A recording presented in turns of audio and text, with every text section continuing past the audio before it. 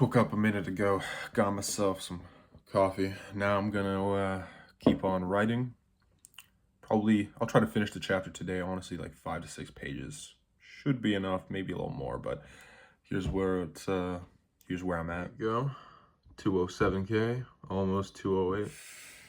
Yeah, this is gonna be a pretty crazy end of chapter. Another one that's just like really big stuff that I've been waiting to write for a couple years now. I mean, sorry for the dog noises, but that's the dog. Not a skinwalker, I promise. But yeah, I got 7 chapters left after this, so we up. We'll see you in a minute. Right, it's 11:30 now. Wrote about 1,600 words, so we're doing pretty well. I'm gonna continue until we get to 2,000, maybe a little past that, because I want to finish the chapter, and it might require a little more than an extra 400 or so words. So yeah, we're gonna push past that. I'm just gonna go on a walk with my dog right now, and then yeah, we'll just write the screenplay, and then we'll just keep editing what we need to, and publishing that book. We're getting there. So yeah, see you when I do that. Okay, we are done writing the novel for the day. I'm gonna move on to the screenplay quickly because there ain't enough hours in the day, but I'll show you how far I got today. It's actually pretty good, 2,700. Pretty decent. It's definitely one of those days where I just had a lot to do, and I really wanted to finish the chapter, so I got to work early. Honestly, still got distracted, but seeing as it's still early in the day and it's nice and bright outside, we're doing okay. So yeah, we're at 210K finally. But yeah, what is there to say? I'm almost beating my first novel, so we're very close to just absolutely breaking the record that I've made myself all those years ago when I was like 17. So it's taken some years to beat it, but hey, you know, it's good. It's good. That's a good thing. Yeah, this is probably going to be my longest one, as I said before. Like, I don't think I'll beat that for a long time, because what's the point? I don't really have any crazy epic stories that require such a huge novel. But yeah, that's that. I'll see you after I'm done the screenplay part. Ooh, there we go. I'm in my bathrobe, as you can see. Yeah, I'm done writing the screenplay for today. Now I just have 2 chapters to edit. It's dark now. A lot of time's passed since I last said anything, but yeah, it's tough. I didn't even work out today. Not that leg day would be particularly, wonderful with my ankle, because I got all fucked up. But yeah, there's just not enough time to do everything. So I just gotta do that, then I gotta walk the dog, then I gotta get, pick up my girlfriend. There's just so much to do. And then, I'm expected to have like leisure time. Like, oh my god, dude, what leisure time? What is that? But yeah, honestly, like I was just thinking about the whole process, because I've been like going from project to project to project today. 3 different projects essentially. One is, publishing my first book, writing the sequel to it, and then writing the screenplay. And yeah, man, it's difficult too. And I think the one barrier I removed to make it simpler for myself is kind of embracing the cringe. Embracing the kind of difficult pill to swallow, where like most people, what holds them back from really writing is being worried of being judged. Which like happens anyway. Like, you're kind of just judged for existing, to be honest.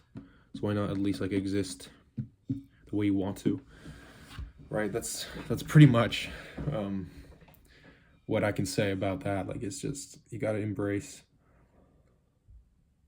standing out in a good way, bad way. Like, you're never just purely gonna stand out in a bad way unless you're a fucking insane, I don't know, like you have to do a lot to really be seen just like purely bad.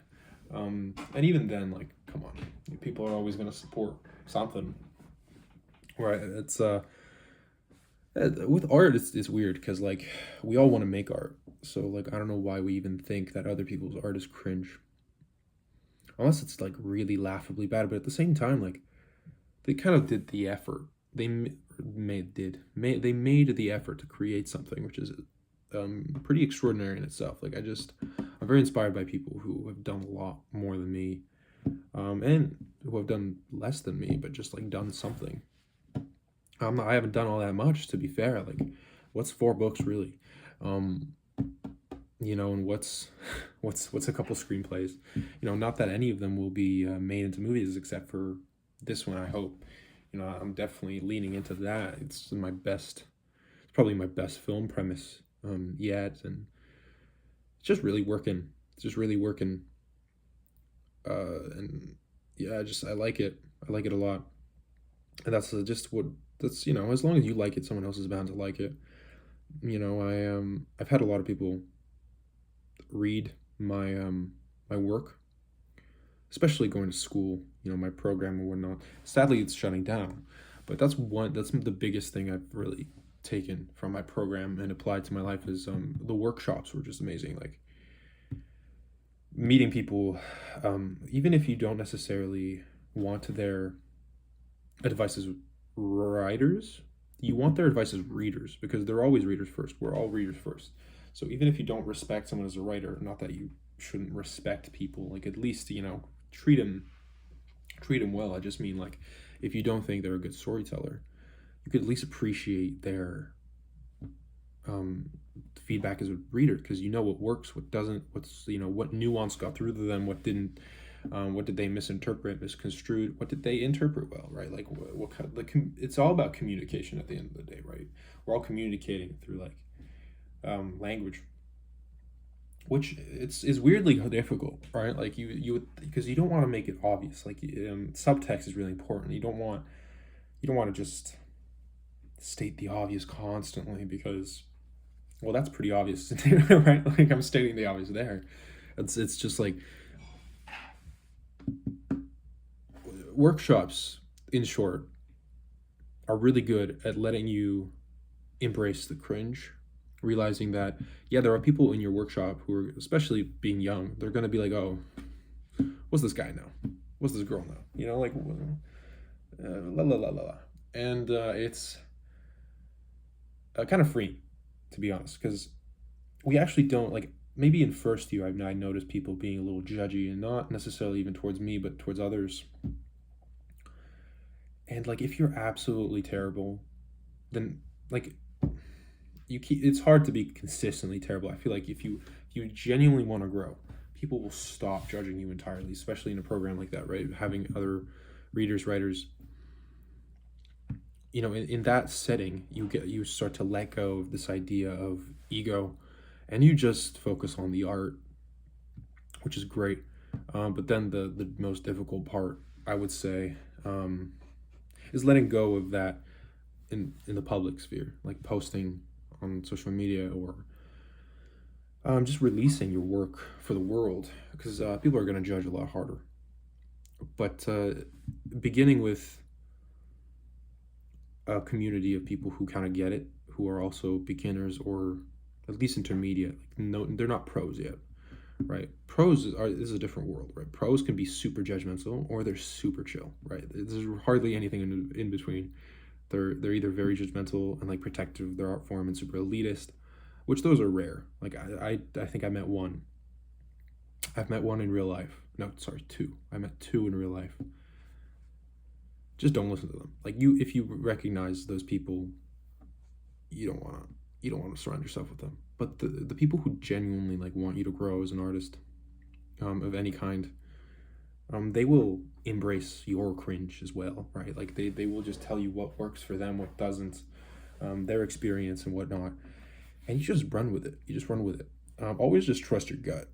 Essentially, that's the baseline where you just gotta embrace. Just gotta embrace everything. Discard what I mean by embrace everything, right? is simply embrace the good and the critical, but discard the bad, like people being mean or not. That's unproductive, right? Art doesn't grow through being mean. So if you decide to leave, there you go. Sorry about that. But yeah, if you decide to say something mean to someone in a workshop, that usually doesn't fly. Be it like school or a club or something, right? If you don't have access to a school, a club is a very good place, right? And I think I'll probably look for that kind of community once I am out of school, wherever I find myself. But yeah, it's not cool to leave like mean stuff or to be super judgmental.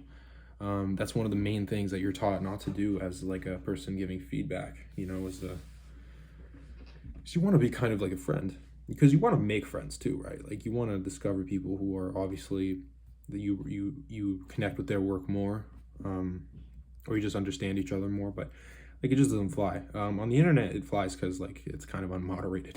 But I don't know. Like people can be critical. People can say like this doesn't work for me. This is what I think is wrong. But when people are genuinely like,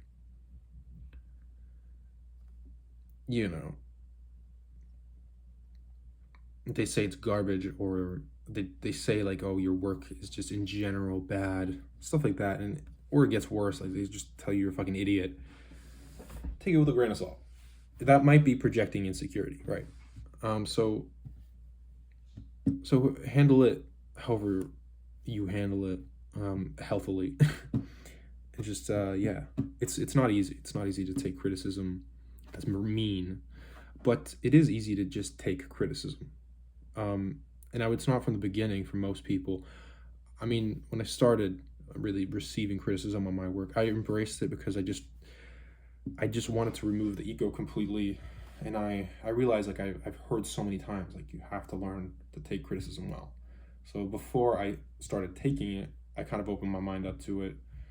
You know, started to try my best of just like removing myself from the work. Like this is it's not me. It's part of me, but it's not me. They're not saying that I'm these things. And even if I am, like, what do I know? At the end of the day, right? Like how we're all young, especially this school. Like most of us are in our, at least we were in our like late teens, you know, 18, 19. I was 18 when I got there. You know, so I had experience, but I just I still, you know, it's good to be humble in that sense. And when you are humble, you're able to embrace the cringe more for yourself and just take the cringe from others and just realize we're all gonna die anyway. So see you tomorrow. Day 20, day 33 is over, so goodbye.